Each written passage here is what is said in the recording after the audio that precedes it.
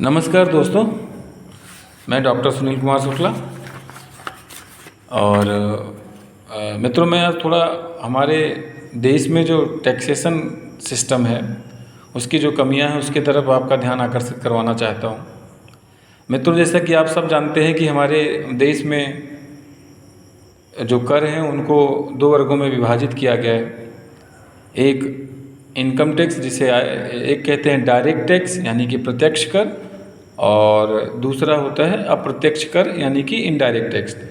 तो जो प्रत्यक्ष टैक्स है जिसमें जैसे इनकम टैक्स वगैरह है, इसमें कोई बदलाव नहीं हुआ है। और जो ये इनडायरेक्ट टैक्स था, ये 17 प्रकार के टैक्स होते थे और भारत के अलग अलग राज्यों में इनका जो रेशियो होता था वो भी डिफ़र करता था। तो उसका बड़ा रीज़न ये हुआ, इसी के कारण यही मेन मुख्य वजह रही जिसकी वजह से हमारे सारे राज्यों का विकास एक समान रूप से नहीं हो पाया। तो केंद्र सरकार के द्वारा एक प्रपोज़ल लाया गया कि जितने इनडायरेक्ट टैक्स हैं, इन सारे टैक्सों को, जो 17 प्रकार के इनडायरेक्ट टैक्स हैं, इनको सबको मर्ज करके एक नया टैक्स बनाया जाए, और जिसका नाम उन्होंने जीएसटी रखा। अब जीएसटी जो है सर, जो है ये मित्रों, जीएसटी जिसका फुल फॉर्म है गुड्स एंड सर्विस टैक्स, सेवा और उत्पाद कर। अब जितनी भी चीज़ें हैं, जो भी प्रोडक्ट हमारे यहाँ बनते हैं, अब जीएसटी की अगर बात करें तो GST, CGST, SGST, UT GST, integral GST, वो एक अलग बात है। मैं जिस कमी की तरफ आपका ध्यान आकर्षित करना चाहता हूँ वो ये कि चलिए ठीक है, आपने वन नेशन वन टैक्स का नारा दिया और आपने प्रत्यक्ष करों में किसी प्रकार का कोई बदलाव नहीं किया है, और जो अप्रत्यक्ष कर थे 17 प्रकार के, उसके बदले आप जीएसटी लेकर आए। अब जिन चीज़ों का या जिन कमोडिटीज़ का या जिन ऑब्जेक्ट्स का हम लोग यूज करते हैं अपने डे बाय डे में, जो हमारे काम आने वाली चीज़ें हैं, लगभग 1200 के आसपास ऐसी चीज़ें हैं जिनको जीएसटी स्क्रैप में रखा गया है। अब उसको भी कैटेगराइज कर दिया गया है कि जो अनिवार्य आवश्यकता वाली चीज़ें हैं उनको 0% जीएसटी के अंतर्गत रखा गया, मतलब उसमें किसी भी प्रकार का कोई जीएसटी टैक्स नहीं लगेगा। फिर इसके बाद में कुछ ऐसी चीज़ें हैं जिस पे 5% जो है जीएसटी टैक्स चार्ज किया जाएगा। तो 0%, 5%, फिर 9%, फिर 18% और फिर 28%। तो इस प्रकार से जो है जीएसटी स्क्रैप को जो है डिवाइड किया गया है, 0%, 5%, 9%, 18 और 28%। मीन्स इसका मतलब ये हुआ कि हमारी गवर्नमेंट, सेंट्रल गवर्नमेंट 28% से ज़्यादा जीएसटी किसी चीज़ पर भी लगा नहीं सकती है। और कमाल की बात ये है कि जो एजुकेशन है, शिक्षा वगैरह है, और या जो दूसरी चीज़ें हैं जैसे जो जनरल यूज की चीज़ें हैं, मैक्सिमम जो है चीज़ों को 18% जीएसटी के कैटेगरी में रखा गया है, और 28% टैक्स उन वस्तुओं पर लगता है जो लग्जरियस चीज़ें होती हैं, जैसे एसी है या इस प्रकार की चीज़ों के लिए। तो मैं जो कहना चाहता हूँ वो ये कहना चाहता हूँ कि कुछ जैसे ठीक है, अभी 17 प्रकार के टैक्स को आपने एक टैक्स किया, जीएसटी बनाया।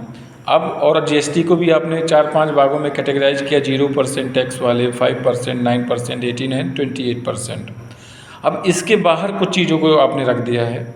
आपने जो है वाइन, पेट्रोलियम, नेचुरल गैस, ऐसी जो चीज़ें हैं इनको आपने जीएसटी के दायरे से बाहर रखा।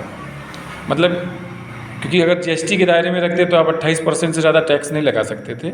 मैं सरकार का, राज्य सरकार का और केंद्र सरकार का, और मेरे जो भी मित्र हैं फेसबुक पर, मैं उन सभी के माध्यम से सरकार की तरफ ध्यान आकर्षण करना चाहता हूँ कि ऐसा है कि इस समय जो है वन वगैरह तो है नहीं, पेड़ वगैरह, लकड़ियाँ वगैरह तो है नहीं कि लोग जो है लकड़ियों को फायरवुड की तरह उसको जो है जलाऊ लकड़ियाँ लेकर आएँ और उससे खाना बनाएं, और उससे हमारा पोल्यूशन लेवल ही बढ़ेगा। वैसे भी वन भी नहीं है, पोल्यूशन लेवल भी बढ़ेगा।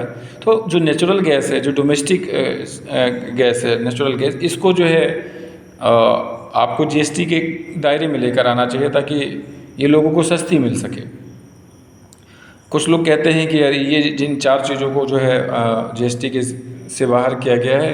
इन्हीं 4 चीज़ों से जो टैक्स जो है जनरेट होता है, उन्हीं टैक्सेस से जो है ये हमारी गवर्नमेंट तमाम प्रकार की जो समाजवादी योजनाएं होती हैं, जो सोशलिस्ट जो पॉलिसीज़ हैं, लाइक कॉलोनी देना, पेंशन देना, वृद्धा पेंशन, विधवा पेंशन, किसान सम्मान निधि, विकलांग पेंशन, ये सारी चीज़ें करती है। राशन देती है पर मंथ सार्वजनिक वितरण प्रणाली के द्वारा। तो मैं ये कहना चाहता हूँ, मेरा ये सुझाव है। और मित्रों, आप जो भी जुड़े हैं मुझसे, आप भी अपनी राय ज़रूर टिप्पणियों के माध्यम से ज़रूर रखेंगे।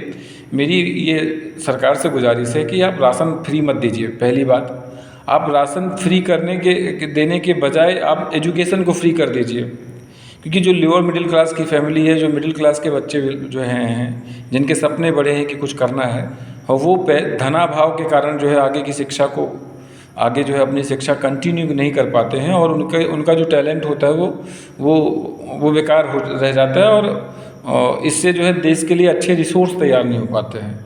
तो पहला मेरा निवेदन ये है कि आपको राशन बंद करके आपको एजुकेशन को फ्री करना चाहिए। दूसरी बात, जो गैस है, गैस को आपको जीएसटी की कैटेगरी में लेके आना चाहिए, और ताकि जो है गैस लोग, क्योंकि आप कोई चूल्हे पे खाना बनता नहीं, लकड़ियाँ भी अवेलेबल नहीं हैं, और उससे पोल्यूशन भी बढ़ता है। तो आपको गैस का जो दाम है तभी कम होगा जब इसको आप जीएसटी की रेंज में लेके आएंगे। जीएसटी की रेंज में लेके आएंगे तो इसको आप सस्ता करें। और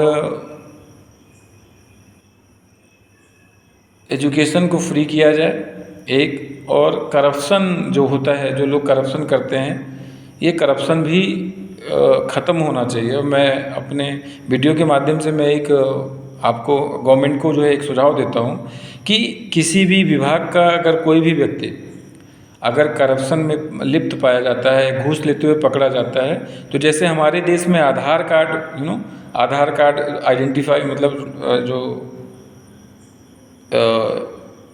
एक कहते नहीं कि राष्ट्रीयता का प्रतीक है माना जाता है आधार कार्ड, एक पहचान के लिए जो महत्वपूर्ण है आधार कार्ड। उसी प्रकार से जो भी अधिकारी, जो भी व्यक्ति अगर घूस लेता हुआ पकड़ा जाता है, तो उसका जो है एक करप्शन कार्ड बनना चाहिए, करप्ट कार्ड। जैसे आधार कार्ड, उसी के तर्ज पे करप्ट कार्ड। अगर वो व्यक्ति 3 बार लगातार घूस लेते हुए पकड़ा जाता है, तो ऐसे में, क्योंकि कोई भी व्यक्ति घूस क्यों लेता है, वो कहेगा कि अपने परिवार के लिए घूस लेता है कि उसके परिवार का लाइफ बने। तो सरकार को एक जो है लॉ ऐसा बनाना चाहिए कि अगर कोई भी व्यक्ति घूस लेता हुआ पकड़ा जाता है एक बार, तो उसका जो है करप्ट कार्ड बनना चाहिए, और वो व्यक्ति अगर 2 बार, तीसरी बार अगर वो घूस लेते हुए पकड़ा जाता है, तो उसकी जितनी भी चल अचल संपत्ति है उसको सरकार को जब्त कर लेना चाहिए एक। और दूसरी बात, क्योंकि वो ये करप्शन अपने बच्चों के लिए कर रहा है, तो ये भी हो कि उसके बच्चे जो हैं, उसके बच्चों को फर्दर गवर्नमेंट जॉब के लिए वो जो है कैपेबल उनकी कैपेबिलिटी को ख़त्म कर दिया जाए। वो गवर्नमेंट जॉब के लिए अप्लाई ना कर पाएँ, और ना ही किसी प्रकार का कि उनको कोई छूट मिले, वो चाहे किसी भी जाति का हो। तो मुझे लगता है कि अगर ऐसा होगा तो इससे कुछ ना कुछ करप्शन पे ज़रूर जो है कंट्रोल किया जा सकता है।